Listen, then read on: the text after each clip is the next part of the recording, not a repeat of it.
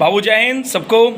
बहुत दिन बाद वीडियो बना रहे हैं क्योंकि सेमेस्टर एग्ज़ाम अब शुरू हो गए हैं। तो ये बीकॉम सेकेंड सेमेस्टर का जो अकाउंट्स का पेपर आज हुआ है उसका हम ये आंसर की आपको रिवील कर रहे हैं।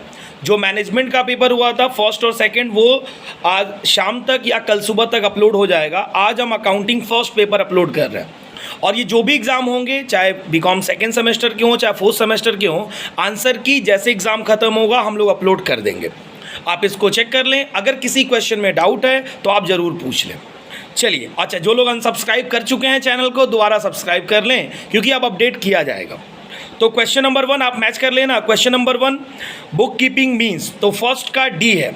आंसर हम पढ़ दे रहे हैं, recording the business transaction in a set of book of accounts.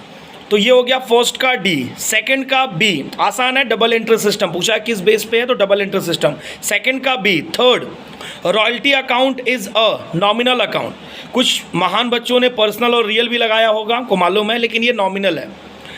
अब फिर पूछा है कि रॉयल्टी फोर्थ का ऑप्शन है D, landlord and lessee, relationship between agreement between royalty parties की बात कह रहा है, तो वो landlord and lessee. Question number 5 which one is false, इसमें से फॉल्स क्या है। तो वो तो खैर ढूंढना आसान नहीं होता है लेकिन आप सेट करोगे तो हो जाएगा। जो लिखा हुआ है ऑप्शन सी, फिफ्थ का option C, surplus is excess of royalty over minimum rent. ये गलत है क्योंकि excess of minimum rent over royalty वो सही होता है। चलिए 6 पूछा है तो 6 का ऑप्शन है A, dead rent, minimum rent, flat rent, ये सब रॉयल्टी के पार्ट्स हो गए। कह रहे question number 7 royalty is calculated on the basis of, तो नॉर्मली ये प्रोडक्शन पे होता है लेकिन सेल्स पे भी होता है, जहाँ प्रोडक्शन नहीं वहाँ सेल्स होता है। तो ऑप्शन हो जाएगा 7th का डी, प्रोडक्शन और sales. Question number 8 mining royalties based on, तो वो सेल्स नहीं होता सीधा प्रोडक्शन होता है, तो 8th का A. 9th royalty is and dash to landlord, landlord के लिए रॉयल्टी क्या है, इनकम है भाई, उसके लिए तो नुकसान नहीं है, लेकिन अगर लेसी पूछता तो लेसी के लिए एक्सपेंस हो गया। आगे question number 10 under the system ownership is transferred on the payment, पहली बात तो स्पेलिंग बहुत गलत है, transferred on payment of final instalment, final instalment करने के बाद ownership is transferred on payment of final instalment. तो इसका ऑप्शन है 10th का B, higher purchase system. 10th का ऑप्शन है वो बी, हायर परचेज सिस्टम। और क्वेश्चन नंबर 11, एक सेकेंड बाबू बस हम थोड़ा सा मैच कर लें। क्वेश्चन नंबर 4 एक बार हम दोबारा बोल दे रहे हैं, 1 का डी, 2 का बी, सी, 3rd का सी, 4th का डी, 5th का सी, 6 का ए, 7th का डी, 8th का ए, 9 का ए, 10th का बी, 11। हाँ, बात करते हैं बाबू 11 की। Wages on new machinery will be shown in. अब कंफ्यूज हो गए होंगे क्योंकि हम लोग ही बताते हैं पुट टू यूज़ के केस में लाने के लिए किए जाने वाले खर्चे वो कैपिटल माना जाता है, मशीनरी अकाउंट होता है, लेकिन ये गलत है क्योंकि ये वेजेस की बात कर रहा है, इसने ये नहीं कहा है। और पहली बात तो क्वेश्चन हम जो जितने पढ़ रहे थे बहुत सारे आधे अधूरे क्वेश्चंस बनाए गए।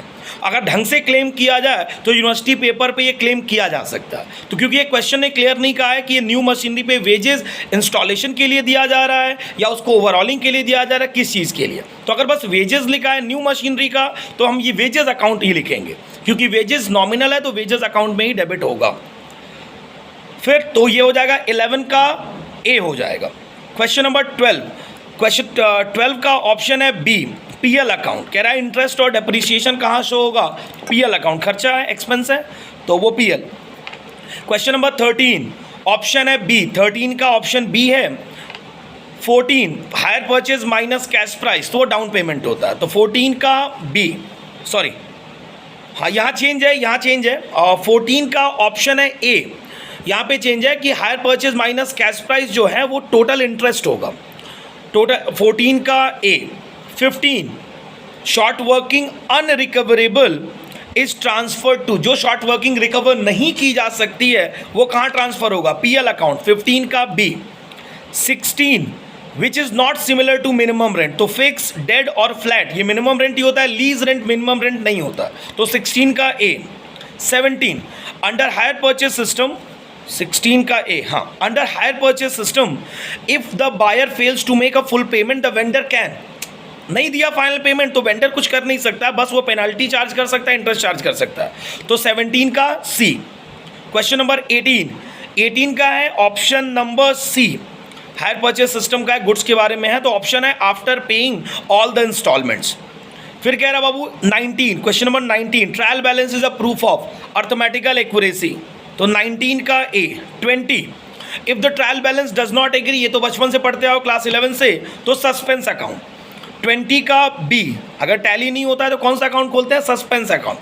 क्वेश्चन नंबर 21 कह रहा है in hire purchase system before the payment of last instalment the purchaser can, तो 21 का A, use of goods in a proper condition. वैसे ये क्वेश्चन प्रॉपर लिखा नहीं है, तो जो ऑप्शन लिखा है उसके हिसाब से इसका बेस्ट आंसर है option number A. Question number 22 बहुत आसान है बाबू, पूछा है कि सीओजीएस बताइए, तो इस क्वेश्चन के हिसाब से सीओजीएस का जो फॉर्मूला है opening plus purchase plus direct minus closing, तो वो सॉल्व करोगे तो आंसर आएगा 4 लाख, और जो ऑप्शन है ए, तो 22 का ए। 23 विच ऑफ द फॉलोइंग क्वेश्चन, ये तो हर एक एग्जाम में चाहे एंट्रेंस हो, हमको तो लग रहा है कि ये अगर पीएचडी में भी अगर क्वेश्चन बने तो ये तो दे ही देंगे लोग, तो ये इसका ऑप्शन है 23 का A, asset is equal to liability plus capital. उल्टा देखोगे तो आपको पता चलेगा ऑप्शन सी, 23 का ऑप्शन सी, और 22 का है, ठीक है। 24 contingent liability shown due to accounting concept, contingent liability हो भी सकता है नहीं भी हो सकता है, तो ये किस अकाउंटिंग कॉन्सेप्ट की वजह से होता है, तो फुल डिस्क्लोजर। 24 का ए, कंजर्वेटिज्म नहीं, कई सारे लोग कंफ्यूज होकर लगा देंगे, उसका मानना था कि फ्यूचर एंटिसिपेटेड लॉस के लिए हम प्रोविजन बनाते हैं, ये लॉस नहीं है, ये फुल डिस्क्लोजर है, हमको बताना पड़ेगा क्योंकि आगे चल के इससे रिस्क टेकिंग होता है, तो यूजर्स के लिए इंफॉर्मेशन है, तो अकॉर्डिंग टू फुल डिस्क्लोजर ये कंटिजेंट लाइबिलिटी होगा। आगे फिर क्या होगा, question number 25, if the total asset of the business, तो ये बहुत आसान है कि टोटल एसेट माइनस हमने लाइबिलिटी कर दिया, तो कैपिटल कर दिया तो लाइबिलिटी आ गया, तो 25 का बी। 26, अब ये क्वेश्चन बहुत ही गलत प्रिंट हुआ है, अब आप हिंदी में देखोगे तो सही लिखा है, इंग्लिश में बहुत गलत लिखा है, तो अगर ढंग से अगर मन हो तो क्लेम कर सकते हो, और ना अगर क्लेम कर पाओ तो हमारे पास हो, बल्क में हम लोग चलेंगे क्लेम करने के लिए। देखो कितना गलत क्वेश्चन है। Closing stock is valued at, हम सब जानते हैं कॉस्ट प्राइस और market price which ever is lower.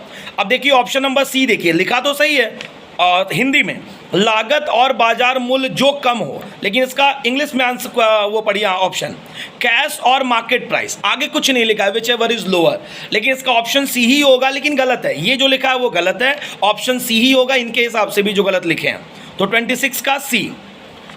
और फिर 24 हो गया, 27 intangible asset do not include investment, तो 27 का बी।